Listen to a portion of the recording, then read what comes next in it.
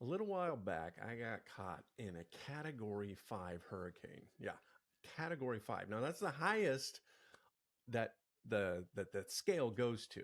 I mean, the winds were clocking in at 160 miles an hour. Rain was hammering down so hard it was actually leaving dents in the street signs. Trees were getting ripped up out of the ground. It was tossed everywhere. I was scared shitless because I was right in the middle of Hurricane Jennifer. But this hurricane didn't make the news because it happened right inside my house. My wife Jennifer was furious with me. I'd screwed up big time, and suddenly I was in the worst part of the storm. And you might know what I'm talking about. If you've ever been in the middle of a hurricane named your partner, and you felt helpless, like the winds of the feminine fury are just whipping up and knocking you off your feet, if that sounds familiar, then you're going to want to stay tuned to this episode of The Nice Guy Show. My name's Chuck Chapman. I'm your host today, along with Faisal and Ari. And today we're going to talk about how do you handle the storms of femininity. And imagine this. Let's say you go to bed and your partner over there on the side, and you can just feel the ice. It's like the frozen tundra coming from her side. And so you say innocently, like, "Are you okay?" And she replies something like, "You don't know? You're telling me that you really don't know why I'm upset right now?" And so you kind of sheepishly go, "No." She replies, "Well, if you don't know, then you're either the most obtuse man on the planet or you're a complete asshole." Shocked by her using the word obtuse, you say, "Babe, I can't figure out how to fix it if you don't tell me what I did." And then she launches into a tirade of complaints, one thing after another, all these things that you didn't even know that were bothering her. And of course, this happens, right before you're going to go to bed. And so you're tired and you just want to go to sleep. But instead, you've got to battle the storms of the feminine. Ari, Faisal, have you ever been in this kind of situation? Why do these tsunamis come at bedtime? Right. That's what I want to ask. Like, why all day at 11 o'clock, there's a tsunami of emotions and I'm the bad guy. All I want to do is go to bed. Yes, Chuck, I've had this as well. And those hurricanes have come, those tsunamis have come. And as a recovering nice guy, I had no clue how to handle them. And I'm sitting there going, just tell me what you want to, how to fix this. Just give me the point so I can just give you the solution and then go to bed. Done. Right. Done. Is there something I can say sorry for so we can end Yeah. this? How many Can I just say sorries do you need? sorry? I'm sorry you're feeling Exactly. so bad. Yeah. Um, Yeah. Yeah, I think it happens to us, and it kind of catches us off guard. It's almost like an ambush that happens. You're going along in your day perfectly fine, and then all of a sudden, next thing you know, it's like you just sense something's wrong, and then you do a little check-in, and all of a sudden you find yourself in the midst of the storm. And I think that that's something that happens to every single guy, and I think that it would be real beneficial for us if we knew how to handle those kind of situations. So what have you guys done, not done? What have you found that works, doesn't work? I've just moved to a more temperate climate where you there's just less hurricane. you just got divorced and Yeah, you just moved underground in the basement where they can't access you, yeah, right? right. That's where your emotions are, right? No one's up there. Mhm. All right, so There what have you is done then? something to that. I think I have a whole different lens on relationships now. I want to be kind of attending to my partner all the time. Even if I'm not with her, I want to be attending to different factors in her life, her family, her job that could affect her mood, and check in with her about that. So having that idea that your relationship has got to have regular communication and maintenance is part of it, but also like knowing that this is part of chemistry. When she gives you a mood like that, a hurricane, you get to be the sail, like that sail kind of collecting the wind. Mhm. Um, Yeah, but you could go end up anywhere else, so right? You could end up shipwrecked on a beach. That's where most nice guys end up, right? They're shipwrecked on that south. I've done this too as well, and this is such a important part because when she is feeling emotional, all I know is I'm hyper vigilant. I'm hyper vigilant of mood. I'm anxious. And that's what's making me say is, are you okay? Are you okay? And I'm constantly trying to figure out what's the best way to handle the situation and get rid of this, tension. And that's all I'm looking for. Is like constantly like, okay, I need to say this. If I say this, this she'll feel calm. That's how I used to handle it before. Now it's a very different story. Now is like, I understand doing the deep work is I don't need to save mom. I don't need to save her. And also I don't need to fix her. And also her emotion is her experience, not mine. And that took some time to distinguish between that. In just recently, I've, been in a situation, she's crying, all her emotions everywhere. And I'm able to stay disconnected from it and not get sucked into it. Now, it doesn't mean I don't care. It just means that I can handle the situation and give her, and I think this is where a lot of guys go wrong, is give her the space to examine her emotions and to grow and learn from it rather than me trying to fix it. Because what's happening is if I just come in, what most guys do is fix the situation, there's no introspection. And we're living in a modern world right now, is that we have so much information but no introspection, and a lot of nice guys rob that person of that growth because I just want to fix it quickly. I agree, man. I think one of the things that a fallacy that we've come to believe is this idea of don't go to bed angry. And I say you can't have a conversation at 11 p.m. when you're both tired, when you're both triggered and you're in that state. You're going to end up spending so much time. You're going to be up till 2, 3 o'clock in the morning, right? Trying to get some sort of resolution. If you just went to bed, right? If you're able to just sort of like do a timeout and go to bed, the next morning, 90% of the time, you're going to feel much better and you're going to be able to work through those things.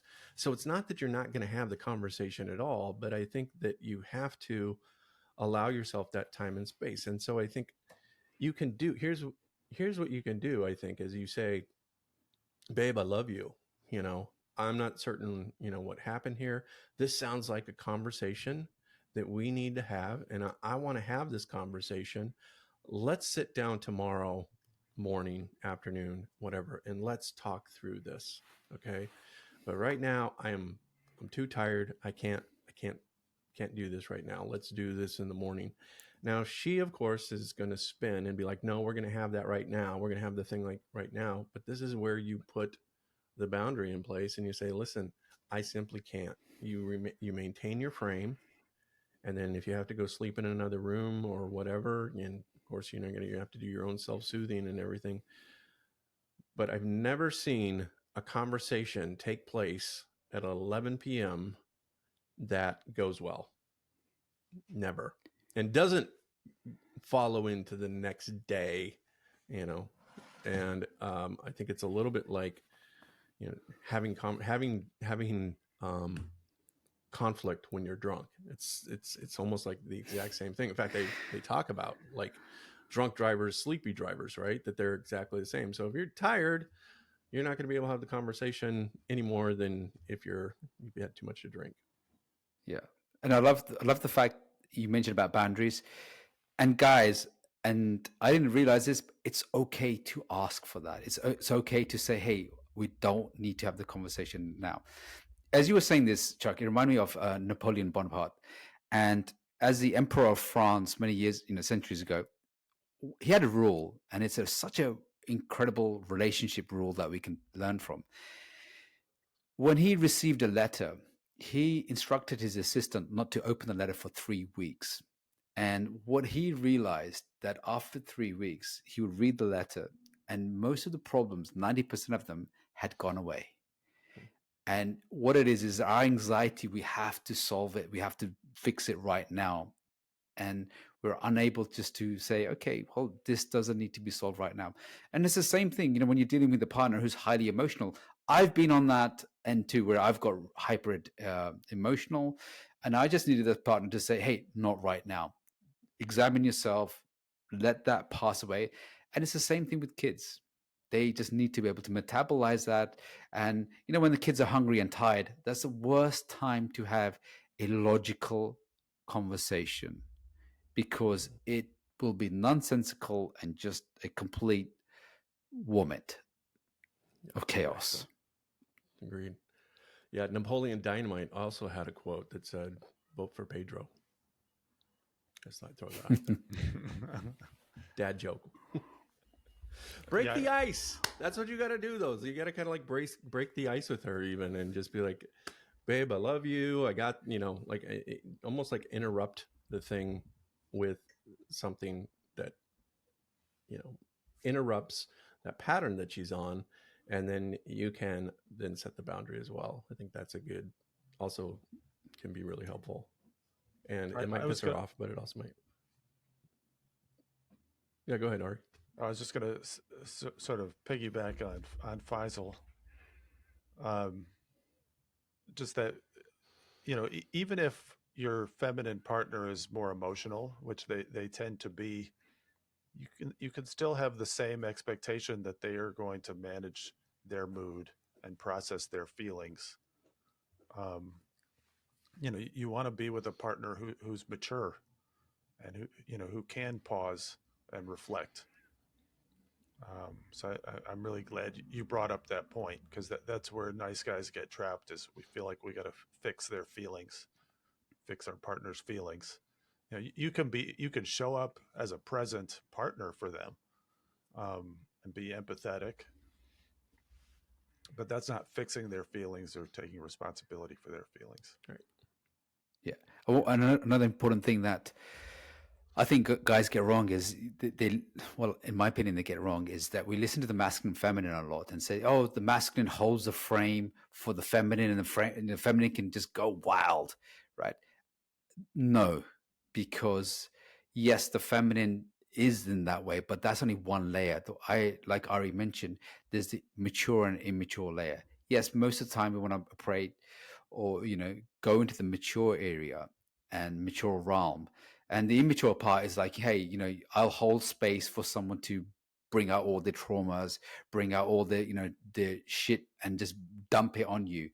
And that's one of the things I learned from Dr. Glover as well. No, you're not a dumping ground, and neither is she a dumping ground either.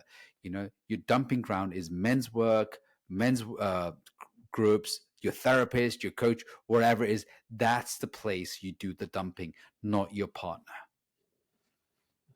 Yeah, so important. So it's really important to have friends, good guy friends, and really develop those relationships. Because, I had this experience the other day where a buddy of mine, he was like, "Man, I just had the world's biggest fight with my wife. This one was huge," and he just needed to process through it, because he needed to say some things about the instance that he couldn't say to her without making it worse. And I think that it's an important piece of it to, we've got to, we get all this energy inside of us, and it's got to come out some way. And when we use our partner as a therapist or a friend in that type of thing, she's not capable of, handling that. Whereas if you've got a buddy, you're like, "Hey man, I just had a fight with my wife. I need some time to process through. You got 20 minutes.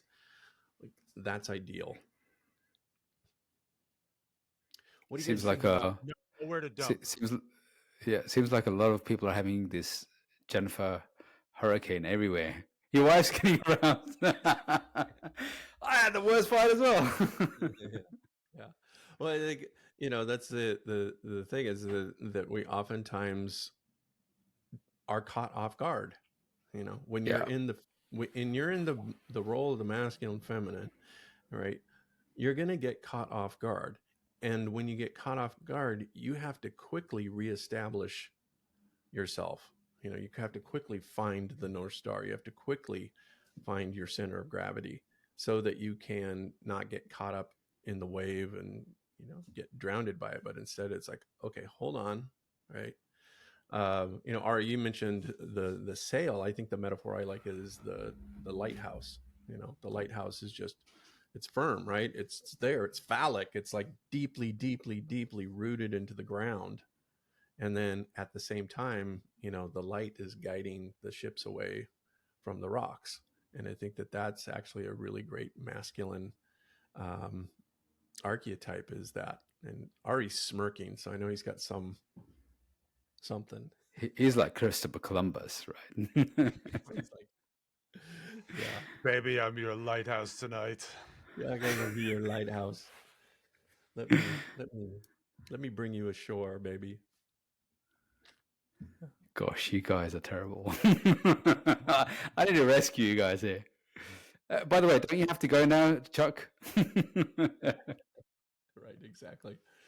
Yeah. Well, thanks again for being part of the Nice Guy Show. If you like this, if you're watching us on YouTube, remember, subscribe.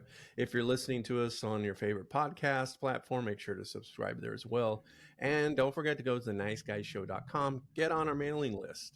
And if you like this podcast, check out Too Bad to Stay, Too Good to Go, Navigating the Nice Guy's Dilemma in Relationships.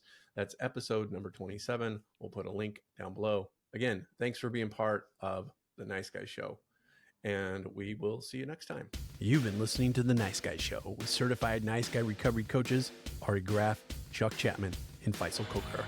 Be sure to subscribe to this channel so you can listen to our latest episodes, and visit us on www.theniceguysshow.com.